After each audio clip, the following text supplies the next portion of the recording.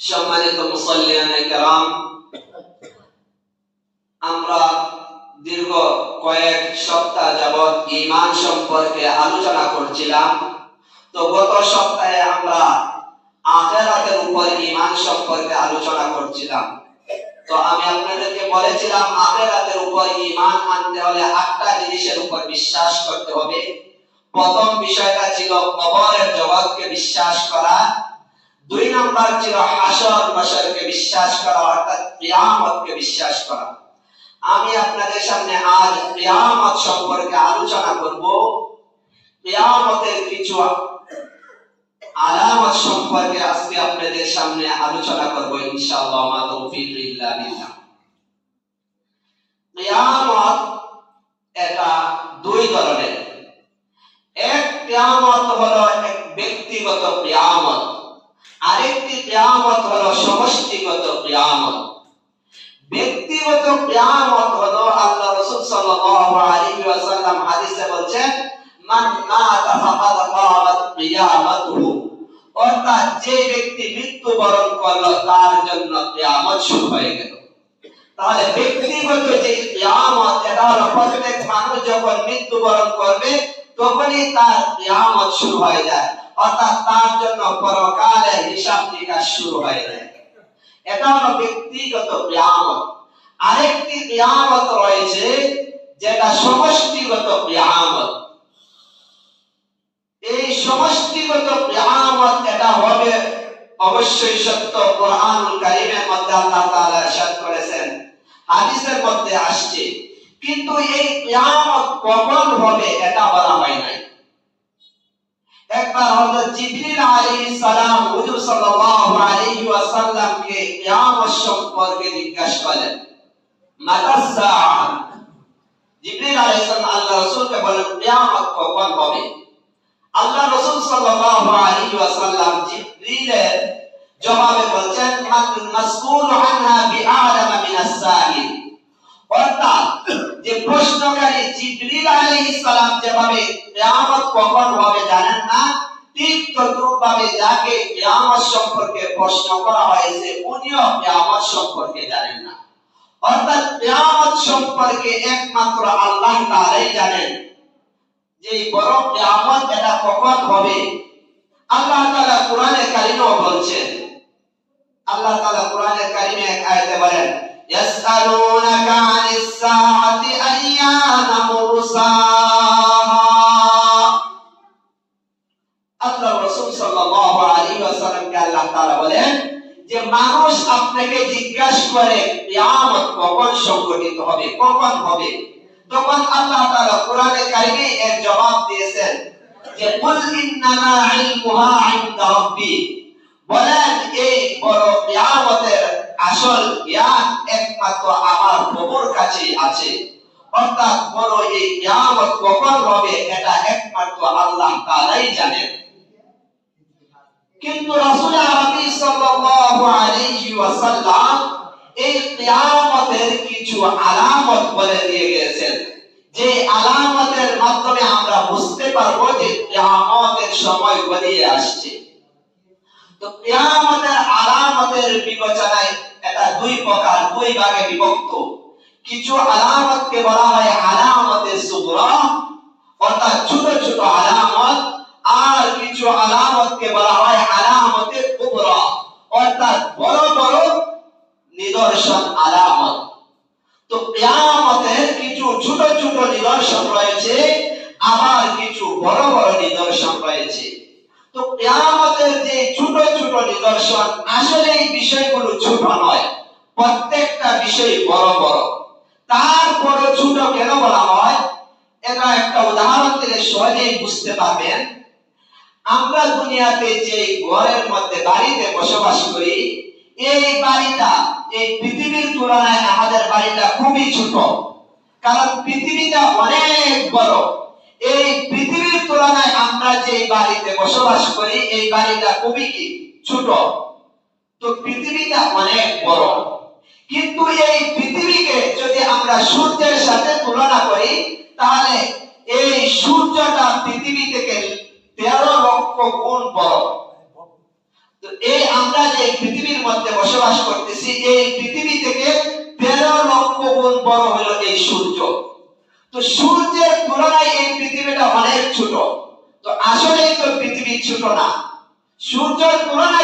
কিন্তু পৃথিবীটা অনেক বড়। ঠিক তদ্রূপ ভাবে কিয়ামতের যে ছোট ছোট আলামত রয়েছে, যদিও আমরা এগুলাকে ছোট বলি, এগুলা আসলে বড় বড় আলামতের তুলনায় ছোট, কিন্তু এই আলামতগুলো ছোট নয়। তো আল্লাহ রাসূল সাল্লাল্লাহু আলাইহি ওয়াসাল্লাম এই কিয়ামতের আলামতগুলো বলে দিয়ে গেছেন যে ওই কিয়ামতের আলামতগুলো যখন তোমাদের সামনে প্রকাশ পাবে, তখন তোমরা বুঝতে পারবে কিয়ামত সন্নিকটে চলে আসছে। তো আল্লাহ রাসূল সাল্লাল্লাহু আলাইহি ওয়াসাল্লাম কিয়ামতে আলামতের কুবরা 10টি বলেছেন। এই কিয়ামতে আলামতের কুবরা 10টি ইনশাআল্লাহ আগামী সপ্তাহে আলোচনা করব। আজ আপনাদের সামনে কিয়ামতে আলামতে সুগরা অর্থাৎ আল্লাহ রাসূল সাল্লাল্লাহু আলাইহি ওয়াসাল্লাম কিয়ামতের ছোট ছোট কিছু আলামত বলে দিয়ে গেছেন। কিয়ামতের ছোট ছোট আলামত অসংখ্য গণিত। এর মধ্যে আপনাদের সামনে কিছু আলামত বলবো, যেই সমস্ত আলামত আমাদের সমাজের মধ্যে প্রকাশিত হয়েছে, যেই সমস্ত আলামত ওইগুলা থেকে আমাদের বিরত থাকা উচিত, যেই সমস্ত বিষয় আমাদের বিভিন্ন অপরাধের কারণে আমাদের সামনে এই সমস্ত আলামত প্রকাশ পেয়েছে। তো আল্লাহ রাসূল সাল্লাল্লাহু আলাইহি ওয়াসাল্লাম বিভিন্ন হাদিসের মধ্যে এই কিয়ামতের ছোট ছোট আলামতগুলো বলে দিয়েছেন। তিরমিজি শরীফের এক হাদিসের মধ্যে আল্লাহ রাসূল সাল্লাল্লাহু আলাইহি ওয়াসাল্লাম কিয়ামতের 15টি আলামত বলেছেন। আরো বিভিন্ন হাদিসে বিভিন্ন আলামত বলেছেন। তো কিয়ামতে আলামতে সুগরা ছোট ছোট আলামতের মধ্যে একটি আলামত হলো জনগণের আমানতের সম্পদ, রাষ্ট্রীয় আমানতের সম্পদকে মানুষ গনিমতের মাল মনে করবে, নিজের মাল মনে করবে। রাষ্ট্রের যে সমস্ত লোক আছে, আইনের লোক, রাষ্ট্রের যে সমস্ত কর্মচারী আছে, তারা রাষ্ট্রীয় সম্পদকে নিজের সম্পদ মনে করবে। তো আমরা যদি আজ আমাদের পৃথিবীর দিকে তাকাই, আমাদের দেশের দিকে তাকাই, তাহলে আমাদের সামনে সুস্পষ্ট হয়ে যাবে যে সরকারের যে সমস্ত লোক আছে তারা আজ জনগণের এই সম্পদকে নিজের সম্পদ মনে করে, যার কারণে দেশের বিভিন্ন উন্নতি হওয়ার বিপরীত আমাদের দেশ বিভিন্ন ধরনের ঋণের মধ্যে আবদ্ধ। কারণ যখনই যে সরকার যায়, ওই সরকারের লোকেরা মনে করে দেশের সম্পদ আমাদের নিজেদের সম্পদ, ওই সম্পদ হিসেবে ব্যবহার করে। তো আল্লাহ রাসূল সাল্লাল্লাহু আলাইহি ওয়াসাল্লাম বলেছেন যে যখন দেখবা সমাজের যে রাষ্ট্রীয় সম্পদ, মানুষের আমানতের সম্পদকে সরকারের লোকরা যখন নিজের ব্যক্তিগত সম্পদ মনে করে খরচ করবে, তখন মনে করবে কিয়ামত সন্নিকটে এসে গেছে। এটা হলো কিয়ামতের ছোট ছোট আলামতের একটি আলামত। কিয়ামতের ছোট ছোট আলামতের আরেকটি আলামত হলো মানুষ ইসলামের একটি গুরুত্বপূর্ণ বিধান যাকাত আদায় করা। ওই যাকাতকে মানুষ জরিমানা মনে করবে, যাকাত আদায় করতে মানুষ গরিমসি করবে। ওই যাকাতকে মানুষ মনে করবে আমার উপর এটা জরিমানা দেওয়া হয়েছে। জনগণ ওই যাকাতকে নিজেদের উপর একটা জরিমানা হিসেবে মনে করবে, আল্লাহ তাআলার বিধান হিসেবে মানবে না, বরং মনে করবে এই যাকাতের বিধান দিয়ে আমাদের উপর জুলুম করা হয়েছে। অথচ আল্লাহ তাআলা এই দ্বীনের শরীয়তের মধ্যে এই যাকাতের বিধান দিয়েছেন। আর এই দ্বীনে ইসলাম শব্দের অর্থই আত্মসমর্পণ করা, অর্থাৎ নিজেকে ইসলামের প্রত্যেকটা হুকুম আহকামের সামনে নিজেকে সারেন্ডার করে দেওয়া, নিজে মাথা পেতে মেনে নেওয়া ইসলামের প্রত্যেকটা হুকুম। তো এই যাকাতের বিধান, নিজ খুশিতে ইসলামের প্রত্যেকটা বিধান পালন করা, এটাই ইসলামের দাবি। কিন্তু যখন জনগণ দুনিয়ার প্রতি মানুষের মহব্বত বেড়ে যাবে, মালের প্রতি মানুষের যখন ধন সম্পদের প্রতি মানুষের মহব্বত বেড়ে যাবে, তখন মানুষ ওই যাকাতকে জরিমানা মনে করবে। তো আল্লাহ রাসূল সাল্লাল্লাহু আলাইহি সাল্লাম বলতেছেন যে যখন মানুষ ওই যাকাতকে নিজেদের উপর জরিমানা মনে করবে, তখন সমাজের গরিব যে সমস্ত লোক, তাদের উপর মানুষ সহানুভূতিশীল করবে না। কিন্তু পৃথিবীর নিয়ম হলো ধনীরা গরিবদের প্রতি সহানুভূতিশীল হবে। কিন্তু যখন মানুষ এই যাকাতকে জরিমানা মনে করবে তখন মানুষের অন্তর কঠোর হয়ে যাবে। তো আল্লাহ তাআলা যেই কারণে এই পৃথিবীকে সৃষ্টি করেছেন তখন এই সার্থকতা নষ্ট হয়ে যাবে। তখন আল্লাহ তাআলা দুনিয়াকে আর টিকে থাকার আর কোনো সার্থকতা থাকবে না। তখন আল্লাহ তাআলা দুনিয়াকে ধ্বংস করে দিবেন। তো এটা হলো কিয়ামতের ছোট ছোট আলামতের 2 নাম্বার আলামত। কিয়ামতের ছোট ছোট আলামতের আরেকটি আলামত হলো যে মানুষ পূর্ববর্তী পথভ্রষ্ট যে সমস্ত উম্মত ছিল তাদের অনুসরণ করবে। পূর্ববর্তী যে সমস্ত উম্মতরা বিভিন্ন অপরাধের কারণে ধ্বংস হয়েছে ওই সমস্ত পরবর্তী মানুষরা ওই সমস্ত পথভ্রষ্ট জাতি অনুসরণ করবে।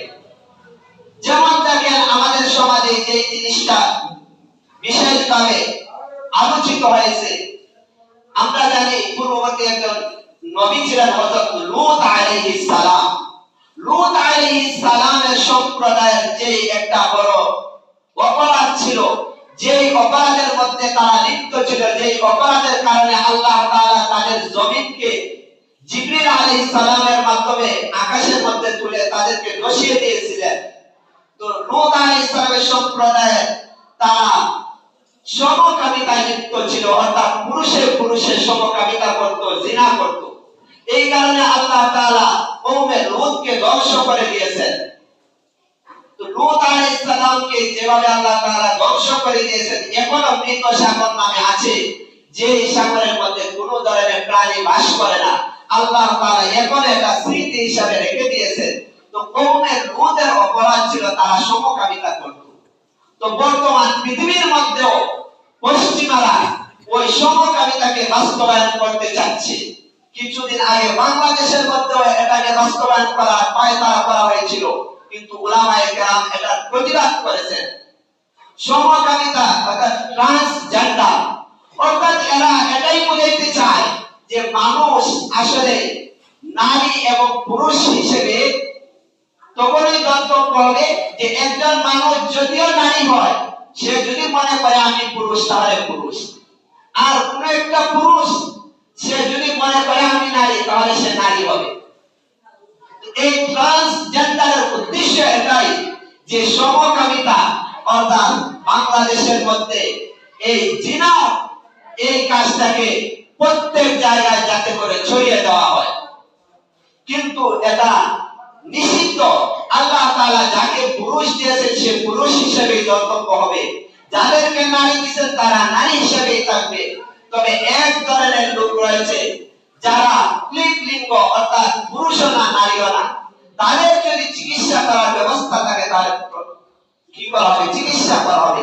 কিন্তু ট্রান্সজেন্ডার যেটা এই মতবাদ আমাদের দেশের মধ্যে যেটাকে প্রতিষ্ঠিত করতে চায়, এটার দ্বারা শরীয়ত লঙ্ঘন হয়, অর্থাৎ এই দেশের মধ্যে গুনার বাজারকে ছড়িয়ে দেওয়ার উদ্দেশ্য হয়। তো এই গুনাহ, এই মতবাদ লালন করা, এটা হলো কিয়ামতের আলামতের একটি আলামত। কিয়ামতের ছোট আলামতের আরেকটি আলামত হলো পুরুষরা তার স্ত্রীর আনুগত্য করবে। অথচ আল্লাহ তাআলা কোরআনে কারিমে বলেন আর-রিজালু কাওয়ামুনা আলান নিসা। আল্লাহ তাআলা পুরুষদেরকে নারীর উপর কর্তৃত্ব দান করেছেন। কিন্তু কিয়ামতের একটা আলামত হলো পুরুষরা নারীর অধীন হয়ে যাবে, নারীরা সমাজের নেতা হয়ে যাবে। এই স্ত্রীকে সে খুশি রাখার জন্য মার অসন্তুষ্টি করবে, মার সাথে দুর্ব্যবহার করবে, অসৎ আচরণ করবে। এটাও কিয়ামতের একটি আলামত। কিয়ামতের আলামত এটিও যে দূরের মানুষকে মানুষ কাছে টেনে আনবে, বন্ধু বান্ধবকে কাছে টেনে আনবে, কিন্তু নিজের পিতা মাতাকে দূরে সরিয়ে দিবে। আজকে আমরা সমাজের মধ্যে তাকাইলে এটা বাস্তবে দেখতে পাই, মানুষ নিজের মাতা পিতার পিছনে কিছু খরচ করতে অনেক গরিমসি করে, কিন্তু বন্ধু বান্ধবের করে হাজার হাজার টাকা খরচ করতে কোনো দ্বিধা করে না। তো আল্লাহ রাসূল সাল্লাল্লাহু আলাইহি ওয়াসাল্লাম বলেছেন যে যখন দেখবে সমাজের মধ্যে মায়ের সাথে দুর্ব্যবহার করা হয়, বাপকে দূরে সরিয়ে দেওয়া হয়, দূরের মানুষকে কাছে টেনে আনা হয়, তখন মনে করবে কিয়ামত সন্নিকটে এসে গেছে। আল্লাহ রাসূল সাল্লাল্লাহু আলাইহি ওয়াসাল্লাম হাদিসে ইরশাদ করেছেন, যে জাতি নারীকে তাদের নেতা বানাবে ওই জাতির জন্য অন্ধকার রয়েছে। তো এটা হলো কিয়ামতের ছোট আলামতের একটি আলামত। কিয়ামতের ছোট আলামত সমূহের আরেকটি আলামত হলো দ্বীনি ইলমকে ত্যাগ করা হবে। মানুষ দুনিয়াবি জ্ঞানের দিকে মুখাপেক্ষী হবে, দুনিয়াবি ইলমের দিকে মানুষ অগ্রসর হবে, দ্বীনি ইলমকে মানুষ ছেড়ে দিবে। একটাই কারণ যে মানুষ বলবে যে যদি দ্বীনি ইলম অর্জন করি, কোরআন হাদিসের ইলম যদি অর্জন করি, তাহলে এর মাধ্যমে দুনিয়া অর্জন করা যাবে না, অনেক টাকা অর্জন করা যাবে না, গাড়ি বাড়ি করা যাবে না, বেশি অঙ্কের সরকারি কোনো কাজ করা যাবে না। এই কারণে মানুষ দ্বীনি ইলম পরিত্যাগ করে দুনিয়াবি জ্ঞানের দিকে মানুষ ধাবিত হবে।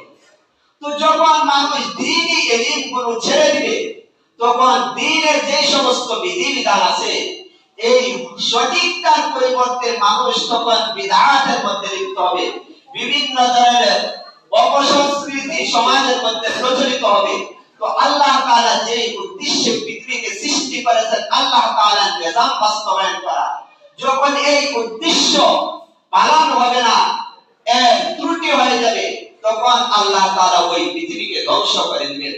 তো আল্লাহ রাসূল সাল্লাল্লাহু আলাইহি ওয়াসাল্লাম বলেন, যখন দ্বীনি ইলমকে মানুষ অনীহা করবে, দ্বীনি ইলম মানুষ শিক্ষা করবে না, একমাত্র দুনিয়াবি ইলম মানুষ শিক্ষা করবে, তখন মনে করবে কিয়ামত কাছে চলে আসছে। কিয়ামতের ছোট আলামতের মধ্যে একটি আলামত হলো মানুষ আত্মীয়তার সম্পর্ক ছিন্ন করবে। নিজের ভাই বোন আত্মীয় স্বজন যারা আছে তাদের সাথে সম্পর্ককে বিচ্ছিন্ন করে দিবে, নিজের বোনদের খোঁজ খবর দিবে না, নিজের আত্মীয় স্বজন নানা নানি ফুফু খালা ওই সমস্ত নিকট আত্মীয় যারা আছে তাদের কোন ধরনের খোঁজ খবর দিবে না। নিজে অনেক কিছুই উপভোগ করবে, কিন্তু নিজের আত্মীয় স্বজন ক্ষুধায় মরবে, কিন্তু তাদের খোঁজ খবর দিবে না। অথচ আল্লাহ তাআলা আল্লাহ রাসূল সাল্লাল্লাহু আলাইহি ওয়াসাল্লাম হাদিসের মধ্যে বলেন, লা ইয়াদখুলুল জান্নাতা কাতিউ রাহিমিন, অর্থাৎ আত্মীয়তার সম্পর্ক বিচ্ছিন্নকারী সে জান্নাতে প্রবেশ করবে না। আল্লাহ তাআলা যখন মানুষকে তৈরি করলেন এবং মানুষের আত্মীয়তার সম্পর্ক তৈরি করলেন, আত্মীয়তার সম্পর্ক আরবিতে বলা হয় রাহিমুন রেহমুন, অর্থাৎ আত্মীয়তার সম্পর্ক।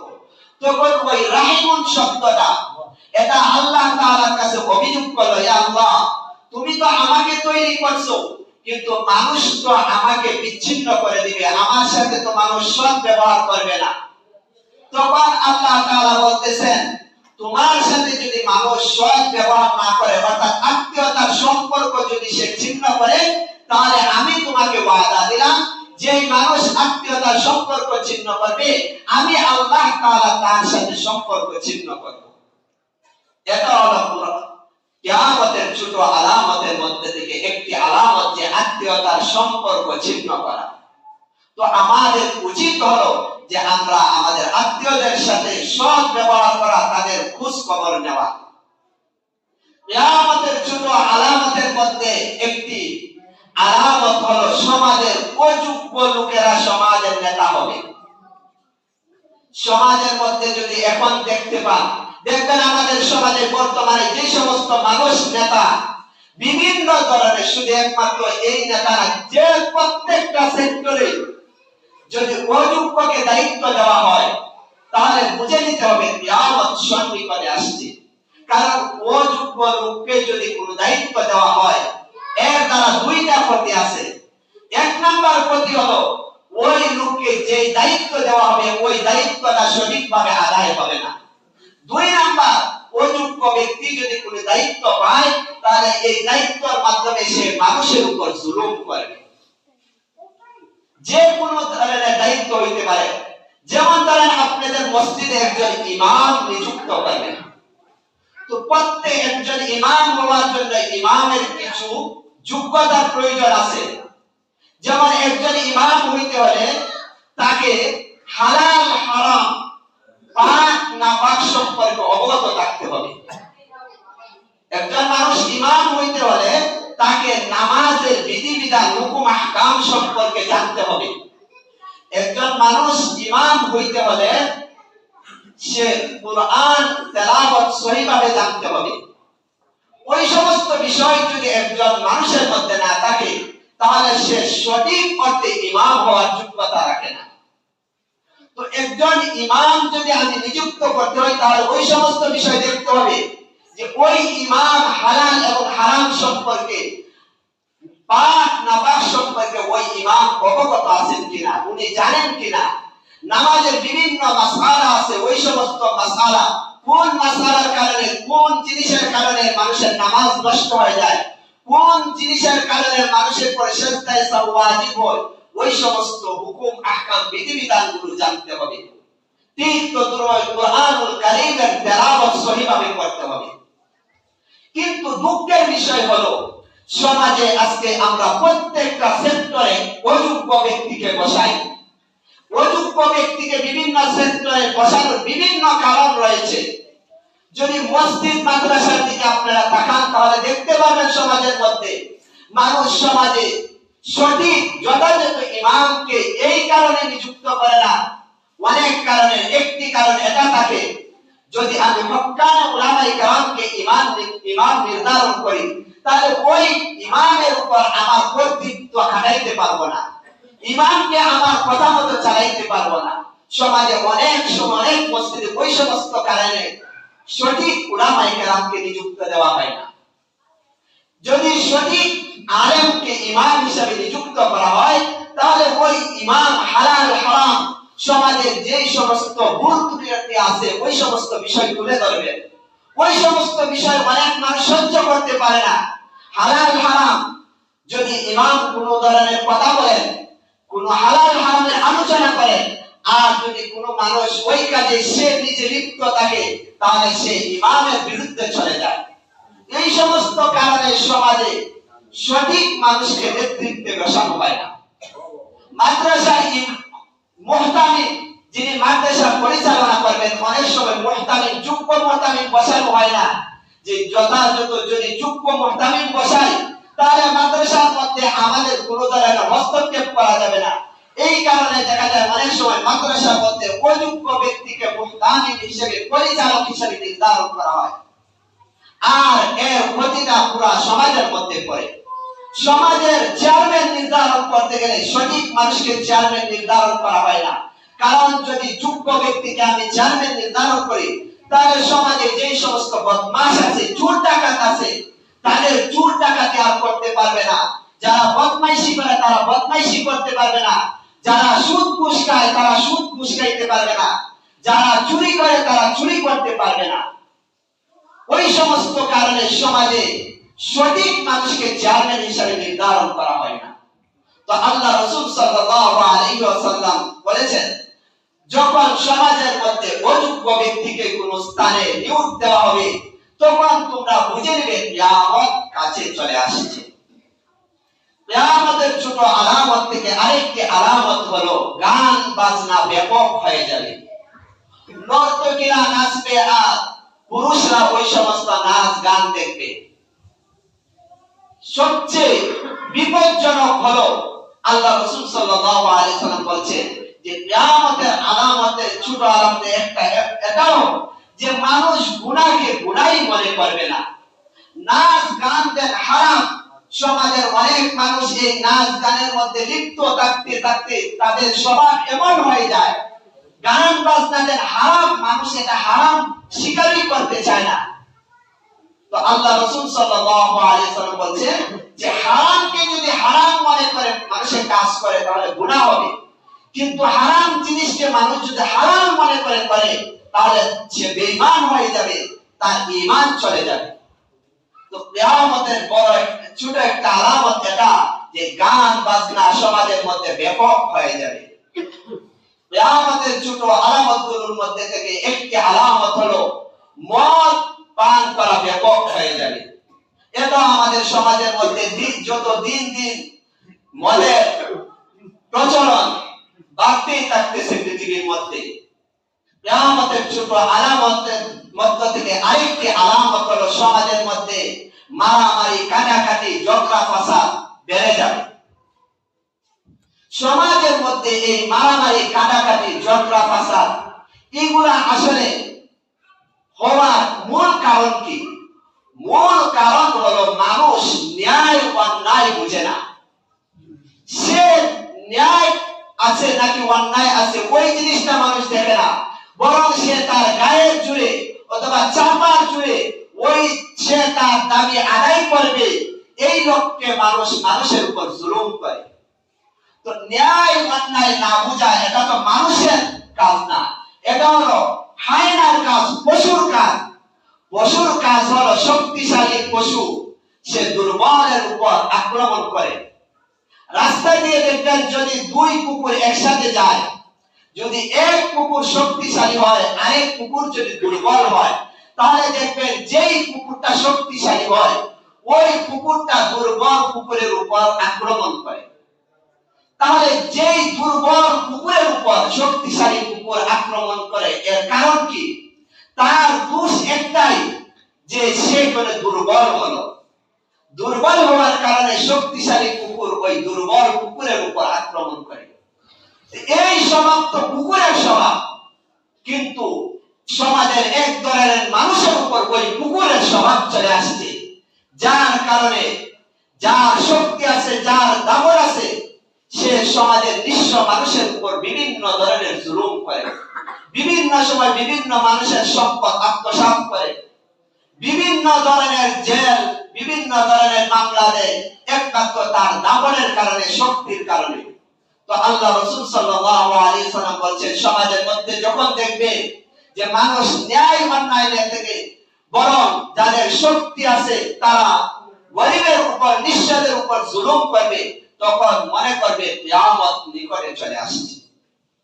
কিয়ামতের ছোট আলামত সমূহ থেকে একটি আলামত এটাও, মসজিদের মধ্যে মানুষের সুরগুল বেড়ে যাবে, মসজিদের আদব রক্ষা করা হবে না, মসজিদের মাঝে মানুষ সুরগুল শুরু করে দিবে, মসজিদকে নিজেদের ব্যক্তিগত স্বার্থের কাজে মসজিদকে ব্যবহার করবে, মসজিদের বিভিন্ন জিনিস নিজ প্রয়োজনে ব্যবহার করবে।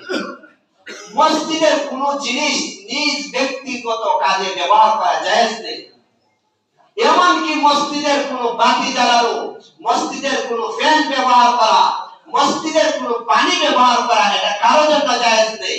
একমাত্র কেউ যদি ওযু করতে চায়, নামাজের জন্য কোনো পবিত্রতার জন্য, তার জন্যই মসজিদের পানি ব্যবহার করা যায়।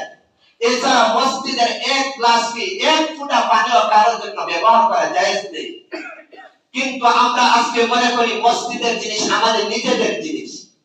তো আল্লাহ রাসূল বলেন, যখন মসজিদের জিনিসকে নিজেদের জিনিস মনে করবে, তখন মনে করবে কিয়ামত নিকটে চলে আসছে। কিয়ামতের ছোট আলামত গুলো থেকে আরেকটি আলামত হলো জিনা ব্যাপক হয়ে যাবে, বিবাহটা কঠিন হয়ে যাবে। আজ সমাজের দিকে তাকাইলে দেখবেন বিবাহের জিনিসটা অনেক কঠিন হয়ে গেছে। যৌতুক ব্যতীত মানুষ বিবাহ করতেও চায় না, দিতেও চায় না। কিন্তু জিনাটা মানুষের মধ্যে প্রচার ব্যাপক হয়ে গেছে, জিনাকে মানুষ জিনাই মনে করে না, কিন্তু বিবাহটাকে মানুষ কঠিন করে ফেলেছে। তো আল্লাহ রাসূল বলেন, যখন দেখবে জিনা ব্যাপক হয়ে গেছে, বিবাহটা কঠিন হয়ে গেছে, তখন মনে করবে কিয়ামত সন্নিকটে চলে আসছে। কিয়ামতের ছোট আলামত থেকে আরেকটি আলামত হলো পুরুষরা মেয়েদের সাথে অবাধে মেলামেশা করবে এবং এটাকে তারা হারামই মনে করবে না, বরং পুরুষ মনে করবে এটা হালাল। তো আল্লাহ রাসূল বলতেছেন, যখন দেখবে নারীরা পর্দা নিষেধ করে না, পর্দা করে না, কোন পুরুষ যখন তার অধীনস্থ নিজের স্ত্রী, নিজের বোন, নিজের মেয়েরা যাদের জন্য পর্দা ফরজ, ওই সমস্ত মেয়েদেরকে যদি পর্দার আদেশ না করে, পর্দার জন্য হুকুম না করে, আল্লাহ রাসূল ওই সমস্ত লোককে দায়ুত বলছেন। আল্লাহ রাসূল বলেন, তিন ধরনের মানুষ জান্নাতে যাবে না, এর মধ্যে এক ধরনের হলো দায়ুত, অর্থাৎ যেই সমস্ত পুরুষ তার অধীনে তার স্ত্রী, তার বোন, তার মেয়ে যারা সাধারণ, তাদেরকে পর্দা করতে সে হুকুম করে না, তারা অবাধে মেলামেশা করে বেগানা পুরুষের সামনে যায়, ওই ওই সমস্ত পুরুষকে আল্লাহ রাসূল দাইয়ুস বলছেন এবং তাদের জন্য বলছেন জান্নাত তাদের জন্য হারাম।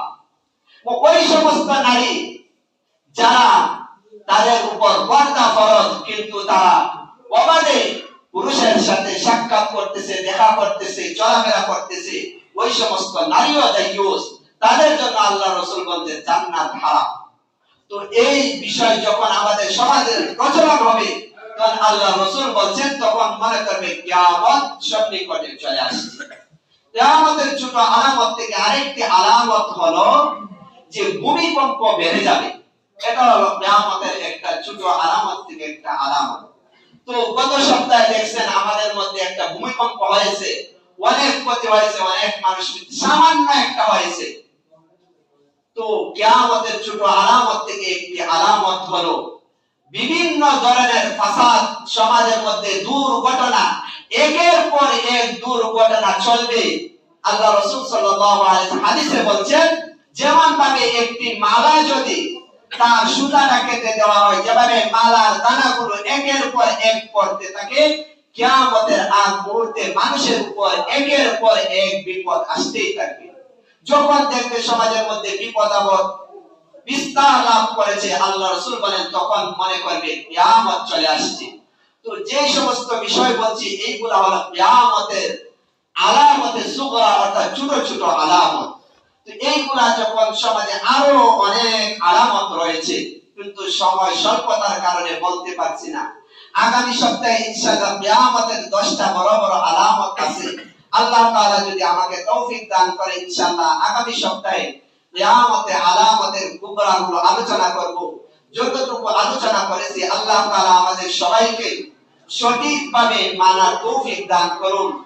আমিন। ওয়া আখিরু দাওয়ানা আনিল হামদুলিল্লাহি রাব্বিল আলামিন।